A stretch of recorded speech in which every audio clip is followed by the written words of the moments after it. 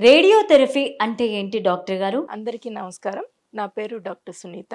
నేను ఒక రేడియేషన్ ఆంకాలజిస్ట్‌గా పనిచేస్తున్నాను. రేడియోథెరపీ అంటే కొన్ని పవర్‌ఫుల్ ఎక్స్‌రేస్ అంటే ఆహ్, మనకు నార్మల్‌గా డయాగ్నోస్టిక్స్‌లో యూజ్ చేసే సింపుల్ చెస్ట్ ఎక్స్‌రే కానీ, సీటీ స్కాన్స్ కానీ ఎలాగా యూజ్ చేస్తామో వాటినే ఇంకొంచెం హై ఎనర్జీస్ యూజ్ చేసి వాటిని కంతిని అంటే మనకు క్యాన్సరస్ గ్రోత్స్ ఏవైతే ఉన్నాయో వాటిని ట్రీట్ చేయటానికి యూజ్ చేసే పద్ధతినే రేడియోథెరపీ అనేసి అంటాం. రేడియేషన్ తర్వాత క్యాన్సర్ ఏమవుతుంది?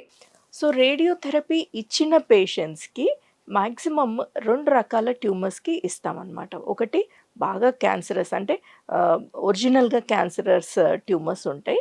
కొన్ని బినైన్ ట్యూమర్స్ అంటే క్యాన్సర్ కాని కంతులకి కూడాను కొన్నిటికి మనము రేడియేషన్ అనేది ఇస్తాం. క్యాన్సరస్ లంప్స్ అంటే ఇప్పుడు మనకు సర్వైకల్ క్యాన్సర్ కానీ, లేకపోతే బ్రెస్ట్ క్యాన్సర్ కానీ, లేకపోతే స్టమక్ క్యాన్సర్ కానీ, రెక్టల్ క్యాన్సర్ కానీ ఇవన్నీ ఏవైతే ఒరిజినల్ క్యాన్సర్స్ ఉంటాయో వీటిల్లో ట్రీట్మెంట్ అయిపోవంగానే మనకు ట్యూమర్ ఆల్మోస్ట్ ఆల్ కంప్లీట్‌గా పోతున్నట్టు కనిపిస్తుందనమాట. సో, అంటే అంతకుముందు బాగా బల్కీగా ఉన్న ట్యూమర్స్ అన్నీ కూడాను అంటే ఇంతింత పెద్ద పెద్ద మాసెస్ కూడా కనిపిస్తూ ఉంటాయి మనకు అబ్డామెన్‌లో కానీ, లేకపోతే పుత్తి కడుపులో కానీ, లేకపోతే ఈవెన్ బ్రెయిన్‌లో కూడాను అలాంటి పెద్ద పెద్ద మాసెస్ ఉంటాయి. సో, ఇలాంటప్పుడు వాటికి రేడియేషన్ ఇచ్చినప్పుడు అవన్నీ కూడాను కరిగిపోయి ఆల్మోస్ట్ ఆల్ నార్మల్ టిష్యూ ఉన్నట్టు కనిపిస్తుంది. కానీ ఒకవేళ మనం బినైన్ ట్యూమర్స్‌కి ఇస్తాం.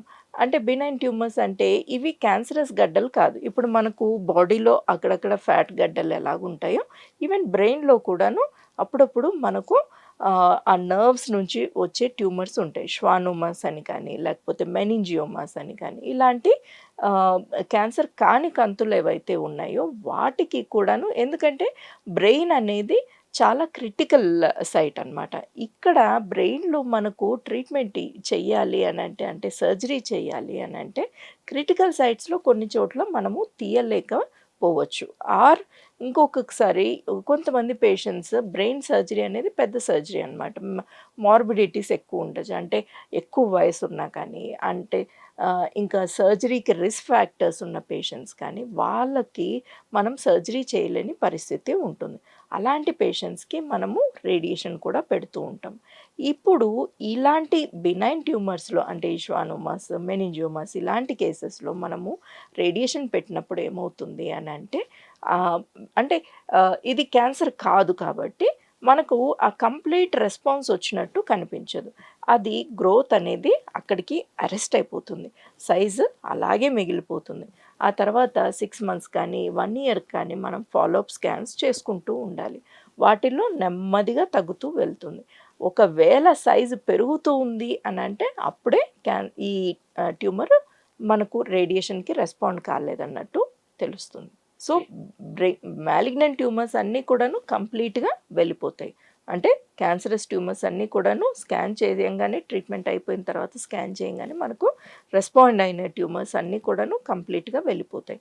బినైన్ ట్యూమర్స్ అంటే క్యాన్సరస్ కాని గ్రోత్స్ అన్నీ కూడాను అలాగే ఉన్నట్టు కనిపిస్తూ ఉంటాయి. సో, దానికి భయపడాల్సిన పని లేదు. రేడియేషన్ ఎప్పుడు ఉపయోగించబడుతుంది డాక్టర్ గారు? రేడియేషన్ అనేది ఆల్మోస్ట్ ఆల్ ప్రతి క్యాన్సర్‌లోనూ అంటే ఒక 80% క్యాన్సర్స్ అన్నిట్లో కూడాను ఏదో ఒక టైంలో ఉపయోగపడతాయన్నమాట. ఈవెన్ బ్లడ్ క్యాన్సర్స్‌లో ఎక్కడైతే మనం మెయిన్‌గా కీమోథెరపీస్, తర్వాత బోన్ మ్యారో ట్రాన్స్‌ప్లాంటేషన్స్ అవి ఇస్తూ ఉంటామో, అలాంటి పేషెంట్స్‌లో కూడాను ఫ్యూచర్‌లో బ్రెయిన్‌లో రాకుండా, తర్వాత బాడీలో ఇమ్యూనిటీ సిస్టమ్‌నంతా కూడాను కొలాప్స్ చేసే బోన్ మ్యారో ఇరేడియేషన్ అనేసి అంటారు. సో, ఇవన్నీ కూడాను ఆహ్, ప్రతి క్యాన్సర్‌లో కూడాను రేడియేషన్ అనేది అవసరం పడుతుంది. అయితే కొన్ని క్యాన్సర్స్‌లో సర్జరీ కానీ, కీమోథెరపీ కానీ వాటికంటే కూడాను ఎక్కువ యూజ్ అయ్యే క్యాన్సర్స్ ఉన్నాయన్నమాట. అందులో సర్వైకల్ క్యాన్సర్స్ కానీ, లేకపోతే రెక్టల్ క్యాన్సర్స్ కానీ, తర్వాత లింఫోమాస్ కానీ ఇలాంటి క్యాన్సర్స్‌లో మనకు స్టమక్ క్యాన్సర్స్ ఇలాంటి క్యాన్సర్స్‌లో మనకు రేడియేషన్ థెరపీ అనేది బాగా ఎక్కువగా ఉపయోగపడుతూ ఉంటుంది. Radiation కణితిని పెంచుతుందా?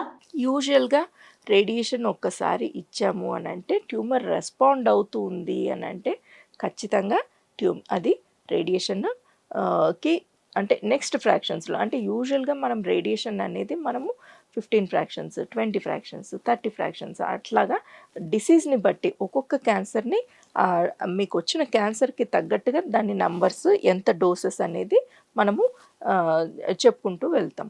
So over a period of time అంటే ఫస్ట్ వీక్ కానీ సెకండ్ వీక్ కానీ మెల్లిగా తగ్గుతూ రావాలి. అలా కాకుండా కంతి పెరుగుతూ ఉంది అని అంటే దాంట్లో 2-3 రకాల రీజన్స్ ఉండొచ్చు. ఒకటి ఆ కంతి రేడియేషన్‌కి రెస్పాండ్ అవ్వట్లేదు అనన్నా అయ్యుండొచ్చు. లేదు అనంటే ఒక్కొక్కసారి ట్యూమర్ ఫాస్ట్‌గా రెస్పాండ్ అయినప్పుడు దానిలో బ్లీడింగ్ అనేది అవ్వచ్చు. బ్లీడ్ అయినప్పుడు అది కంతి పెరిగినట్టు కనిపిస్తుంది. కానీ దాని గురించి కంగారు లేదు. ఆ బ్లీడింగ్ అరెస్ట్ చేసే పద్ధతులుంటాయి. వాటికి తగ్గట్టుగా ట్రీట్మెంట్ చేసుకుంటూ ఆ తర్వాత ఆహ్, ట్రీట్మెంట్ మెల్లిగా కంటిన్యూ చేసే కొద్దీ తగ్గుతూ వెళ్తుంది. ఆ తర్వాత కొంతమంది పేషెంట్స్‌కి బ్లీడింగ్ ఇవి కాకుండా ఎడిమా అంటే దాని చుట్టూ నీరులాగా చేరుతుంది. నీరులాగా చేరినప్పుడు అది మనకు స్కాన్‌లో ఒక్కొక్కసారి మనకు ట్యూమర్ పెరుగుతుందా అన్నట్టు కనిపిస్తుంది. కానీ ఎంఆర్ఐ స్కాన్స్ ఇవి వాటిల్లో మనకు అది ట్యూమర్ కాదు. ఖచ్చితంగా నీరే అనేది క్లారిటీగా తెలుస్తుంది. రేడియేషన్ థెరపీ యొక్క దుష్ప్రభావాలు ఎలా ఉంటాయి? రేడియేషన్ థెరపీ దుష్ప్రభావాలు అంటే మన సైడ్ ఎఫెక్ట్స్ గురించి మాట్లాడుకోవాలి. ఈ సైడ్ ఎఫెక్ట్స్ ఒక్కొక్క ట్యూమర్‌కి ఒక్కొక్క రకంగా సైడ్ ఎఫెక్ట్స్ ఉంటాయి. సపోజ్ సర్వైకల్ క్యాన్సర్ కానీ, లేకపోతే ప్రాస్టేట్ క్యాన్సర్ కానీ, లేకపోతే రెక్టల్ క్యాన్సర్స్ కానీ అంటే పొత్తి కడుపులో ఉన్న క్యాన్సర్స్ ఏవైనా కానీ వాటికి సైడ్ ఎఫెక్ట్స్ అన్నీ ఆల్మోస్ట్ ఆల్ ఒకే రకంగా ఉంటాయి. అంటే వీళ్ళకి మాక్సిమం చాలామందికి బ్లీడింగ్ అంటే ఇవన్నీ లాంగ్ టర్మ్ సైడ్ ఎఫెక్ట్స్. ఇమ్మీడియేట్‌గా డ్యూరింగ్ రేడియేషన్ చాలా తక్కువే ఉంటాయి. వాటిల్లో మాక్సిమం వాళ్ళకి ఫెటిగ్ రావచ్చు. అంటే నీరసంగా అనిపించొచ్చు. వామిటింగ్ సెన్సేషన్ రావచ్చు. ఆ తర్వాత ఆహ్, ఆహ్, మోషన్‌కి వెళ్తే వచ్చినట్టు ఉంటుంది. కానీ వెళ్తే అసలు మోషన్ రాదు. దాన్ని టెనిస్మస్ అంటాం. సో, ఇలాంటి సైడ్ ఎఫెక్ట్స్ యూజువల్‌గా రేడియేషన్ జరుగుతూ ఉన్నప్పుడు ఉంటాయి.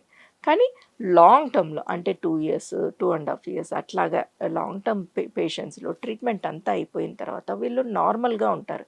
కానీ లాంగ్ టర్మ్‌లో వీళ్ళకేమవుతుంది అనంటే కొంతమంది పేషెంట్స్ అంటే ఒక 10-15% పేషెంట్స్‌కి వీళ్ళకి ఆహ్, మోషన్‌లో రక్తం పడడం కానీ, లేకపోతే యూరిన్‌లో రక్తం పడడం కానీ ఇవి 2 major complications. Especially rectal cancers కానీ, లేకపోతే బ్లాడర్ క్యాన్సర్స్ కానీ, లేకపోతే సర్వైకల్ క్యాన్సర్స్ కానీ, లేకపోతే ప్రాస్టేట్ క్యాన్సర్స్. ఇలాంటి 4 రకాల క్యాన్సర్స్‌లో మనం ఎక్కువగా గమనిస్తూ ఉంటాం. ఇవి లాంగ్ టర్మ్ సైడ్ ఎఫెక్ట్స్. అలాంటివి పేషెంట్స్‌కి వాళ్ళకి యూజువల్‌గా సింప్టమాటిక్ మెడిసిన్స్ ఇస్తే వెంటనే తగ్గిపోతుంది. క్యాన్సర్ చికిత్సకు రేడియేషన్ థెరపీ ఎలా ఉపయోగపడుతుంది డాక్టర్ గారు? రేడియేషన్ థెరపీ క్యాన్సర్ చికిత్సలో చాలా చాలా ఇంపార్టెంట్ ఆస్పెక్ట్ అనమాట. అంటే ఒక క్యాన్సరస్ ట్రీట్మెంట్‌కి 3 రకాల ట్రీట్మెంట్స్ ఉంటాయి. రేడియేషన్ థెరపీ, సర్జికల్ ఆంకాలజీ, తర్వాత మెడికల్ థెరపీ. అంటే మందులిచ్చి ట్రీట్మెంట్ చేసేది, లేకపోతే ఆపరేషన్ చేసి తీసేది. అండ్ నా స్పెషాలిటీ వచ్చేసి రేడియోథెరపీ. అంటే రేడియేషన్ కిరణాలతోటి మనము ట్యూమర్‌ని తగ్గించే పద్ధతనమాట. సో, ఇక్కడ ఏమవుతుంది అనంటే ట్యూమర్ అనేది ఫాస్ట్‌గా గ్రో అవుతూ ఉంటుంది. అంటే ఒక సెల్ నుంచి 10 సెల్స్, 100 సెల్స్, 1000 సెల్స్ ఇలా ఫాస్ట్‌గా గ్రో అవుతూ ఉంటాయి. ఇలాంటి ట్యూమర్స్ రేడియేషన్‌కి బాగా రెస్పాండ్ అయ్యేదానికి ఛాన్సెస్ ఉంటాయి. అందుకనే మేము కేటగరైజ్ చేస్తాం. ఈ కేసెస్‌కి రేడియేషన్ అనేది చాలా మంచిగా పనిచేస్తుంది అనేసి.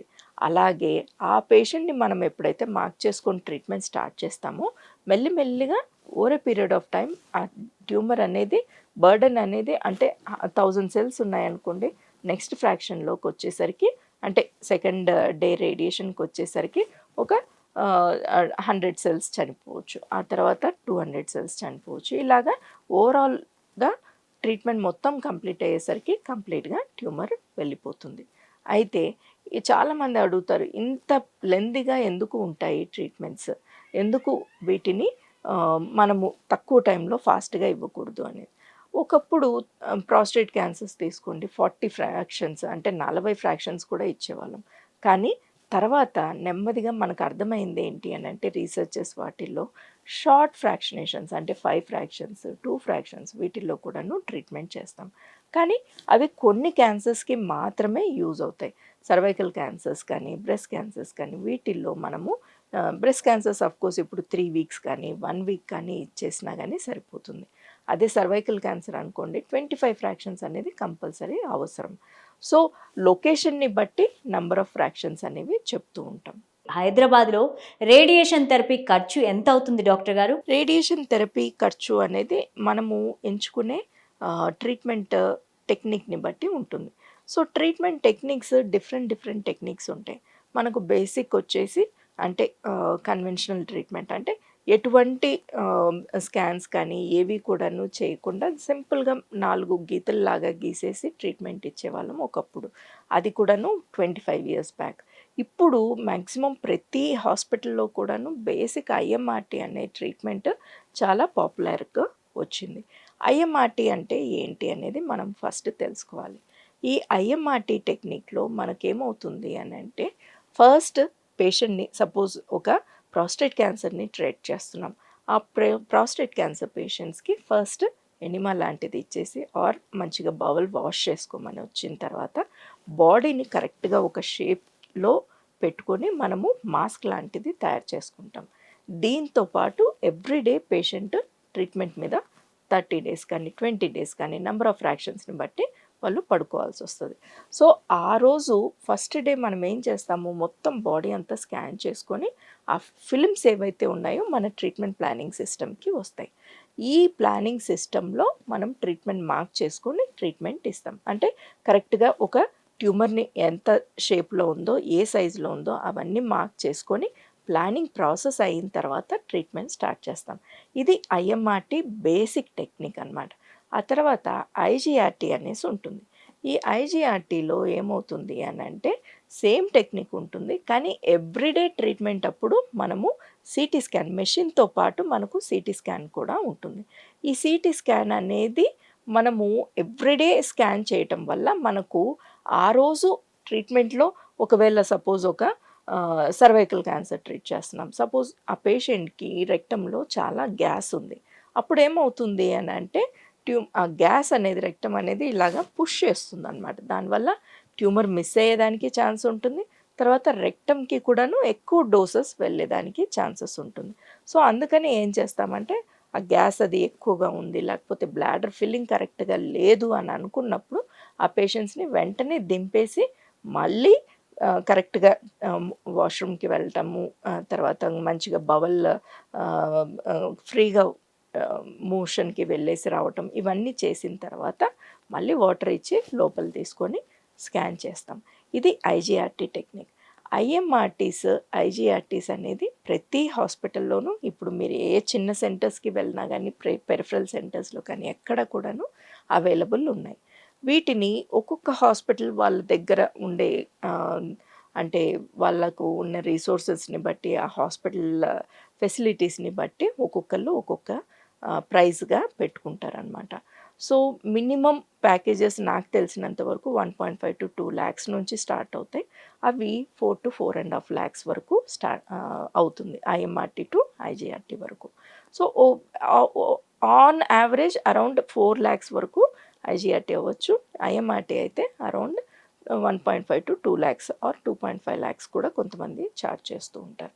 సో డిఫరెంట్ హాస్పిటల్స్లో డిఫరెంట్ అంటే డాక్టర్ సీనియారిటీని బట్టి హాస్పిటల్ ఎక్స్పీరియన్స్ని బట్టి వాళ్ళ అంటే టెక్నికల్ స్టాఫ్ని బట్టి కూడాను ప్రైజెస్ డిపెండ్ అవుతూ ఉంటాయి.